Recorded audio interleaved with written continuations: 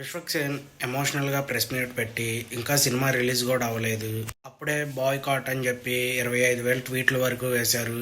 ఇలా ఎవరో చేసిన తప్పుకి నా సినిమాని బలి చేయడం కరెక్ట్ కాదు అని చెప్పి విశ్వక్సేన్ మాట్లాడాడు. అసలు ఏం జరిగిందంటే, లైలా మూవీ ప్రీ రిలీజ్ ఈవెంట్లో పృథ్వీ గారు 30 ఇయర్స్ పృథ్వీ గారు మాట్లాడుతూ, సినిమా స్టార్టింగ్లో నా దగ్గర 150 గొర్రెలు ఉంటాయి, కానీ సినిమా అయిపోయే టయానికి కరెక్ట్గా 11 గొర్రెలు మాత్రమే ఉన్నాయి అలా అని చెప్పి ప్రీ రిలీజ్ ఈవెంట్లో మాట్లాడటం అయితే జరిగింది. దానికి చాలామంది ఫ్యాన్స్ హట్ అయ్యి సినిమాని 14వ తారీఖు రిలీజ్ అవ్వకుండా చూడడం అని చెప్పి చెప్పడం జరిగింది. దీనికి విశ్వక్సేన్ గారు స్పందిస్తూ, ఎవరో చేసిన తప్పుకి నన్ను అలా నా సినిమా చూడనంటాం కరెక్ట్ కాదు, ఇది నేను చేయలేదు, నేను ఆ టైంలో చిరంజీవి గారు వస్తుంటే చిరంజీవి గారిని రిసీవ్ చేసుకోవడానికి వెళ్ళాను, లేదా నేను కనుక అక్కడ ఉండుంటే ఆ మైక్ లాక్కునేవాడిని తన దగ్గర నుంచి అని చెప్పి విశ్వక్సేన్ గారు క్లియర్గా మాట్లాడటం అయితే జరిగింది. మరి ఏం జరిగిద్దో చూడాలి.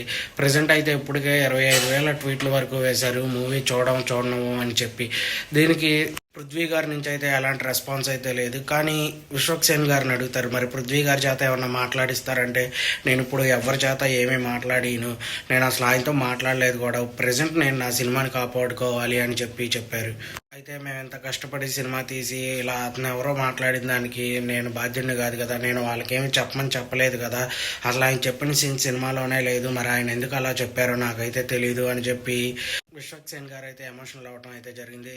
ఓవరాల్గా చూసుకుంటే పృథ్వీ గారు మాట్లాడినప్పుడు విశ్వక్సేన్ గారు అక్కడ లేము అని చెప్పారు.